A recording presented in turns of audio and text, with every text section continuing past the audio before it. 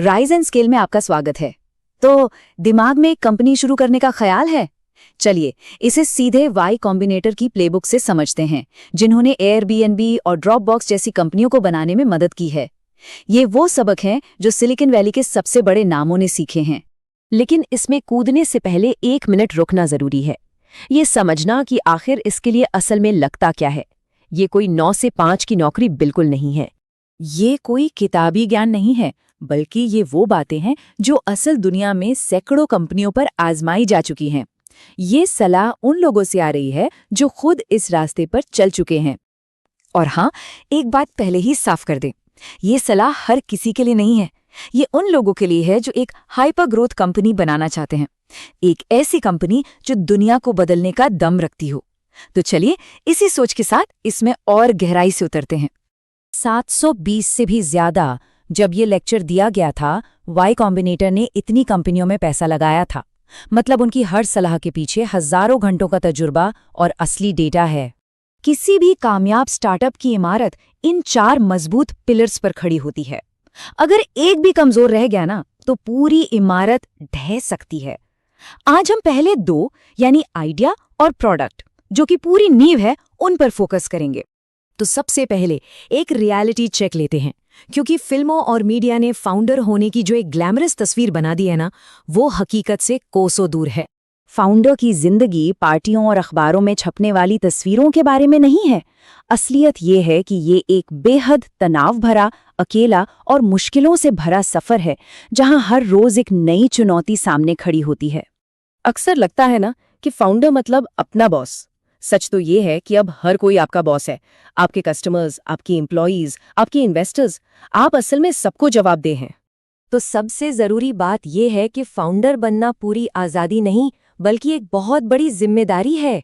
आप हर किसी की उम्मीदों पर खरा उतरने की कोशिश में ही लगे रहते हैं। तो अगर ग्लैमर और पावर के लिए नहीं, तो फिर कोई स्टार्टअप शुरू ही क्यों करे? वो कौन सी एक वजह है जो इन सारी मुश्किलों पर भारी पड़ सकती है? सही वजह है एक जुनून, एक ऐसी प्रॉब्लम को सॉल्व करने की बेचैनी जिसे आप नजरअंदाजी नहीं कर सकते। ये एक मजबूत एहसास है कि दुनिया को इस चीज की सख्त जरूरत है और इसे बनाने की जिम्मेदारी आपकी ही है। वाईसी की जितनी भी बड़ी सफलताएं हैं, सब में यही पैटर्न दिखा है। पहले एक मिशन था, एक जिद थी। कंपनी बनाने का फैसला तो उसके बाद आया। चलिए अब आगे देखते हैं कि इस जुनून से एक आइडिया कैसे बनता है। जब आपके पास सही मोटिवेशन हो, तो अगला कदम होता है एक शानदार आइडिया। लेकिन यहाँ भी जो आम धारणा है, वो अक्सर गलत साबित होती है। आजकल एक शब्द बहुत चलता है, पिवट। मतलब आइडिया इतना जरूरी नहीं है, बस शुरू कर दो, कुछ भी ट्राई करो और जरूरत पड़ने पर रास्ता बदल लो। और यहीं लोग गलती कर बैठते हैं। हाँ, एग्जीक्यूशन बहुत जरूरी है, लेकिन एक बुरे आइडिया पर कितनी भी मेहनत कर लो, नतीजा 0 ही रहेगा। ज्यादातर महान कंपनियां एक महान आइडिया से ही शुरू होती हैं। और मजे की बात देखिए, दुनिया के सबसे बड़े आइडियाज जब पहली बार सुने गए तो सबको बकवास लगे थे। क्यों? क्योंकि अगर वो इतने ऑब्वियस होते तो कोई और उन्हें पहले ही बना चुका होता। बेहतरीन आइडियाज अक्सर छुपे हुए होते हैं। तो जब एक अच्छे आइडिया की चिंगारी मिल जाए, तो पूरा ध्यान उसे एक ऐसी प्रोडक्ट में बदलने पर होना चाहिए जिससे लोगों को प्यार हो जाए। इस चार्ट को ध्यान से देखिए। ये स्टार्टअप का गोल्डन रूल है। बेहतर है कि आपके प्रोडक्ट को कुछ लोग दीवानगी की हद तक चाहें, बजाय इसके कि बहुत सारे लोग उसे बस ठीक ठाक समझे। वो शुरुआती दीवाने ही आपकी ग्रोथ की असली नींव बनेंगे। शुरुआत में आपको अपने पहले 10 या 100 यूजर्स खुद ढूंढने पड़ेंगे। उनसे हर रोज बात करें, उनकी हर शिकायत सुनें और हर हफ्ते अपने प्रोडक्ट को बेहतर बनाएं।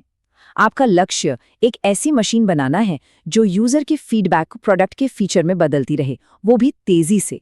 शुरुआती दिनों में फाउंडर के सिर्फ 2 काम होते हैं, प्रोडक्ट बनाना और यूजर से बात करना। बस प्रेस, कॉन्फ्रेंस, पार्टनरशिप, ये सब बाद की बातें हैं। जब तक आपका प्रोडक्ट ऐसा ना बन जाए जिसे लोग छोड़ना ही ना चाहें, तब तक बाकी सब कुछ बस शोर है। और आखिर में चलिए इस पूरी बात को उसी एक चीज से जोड़ते हैं जो आपको इस लंबे और मुश्किल सफर पर टिकाए रखेगी। वो है मिशन। जब तक आपकी कंपनी आपके लिए एक जरूरी मिशन जैसा महसूस ना हो, तब तक वो जबरदस्त फोकस और मेहनत करना लगभग नामुमकिन है जो सफलता के लिए चाहिए। पैसा एक हद तक ही मोटिवेट कर सकता है। याद रखिए, एक अच्छा स्टार्टअप बनाने में 10 साल भी लग सकते हैं। इस दौरान बहुत बुरे दिन आएंगे जब सब कुछ छोड़ देने का मन करेगा। उस वक्त पैसा नहीं बल्कि आपका मिशन ही आपको आगे बढ़ने की हिम्मत देगा। तो इससे पहले कि कुछ भी शुरू किया जाए, खुद से ये आखिरी और सबसे जरूरी सवाल पूछें। वो कौन सी समस्या है जिसे हल करना आपके लिए एक मिशन है? क्योंकि इसका जवाब ही आपकी सफलता की कहानी लिखेगा। इस वीडियो को देखने के लिए धन्यवाद। वीडियो को लाइक और शेयर करें। ऐसे ही और रोचक और ज्ञानवर्धक कंटेंट के लिए राइज एंड स्केल चैनल को सब्सक्राइब करें।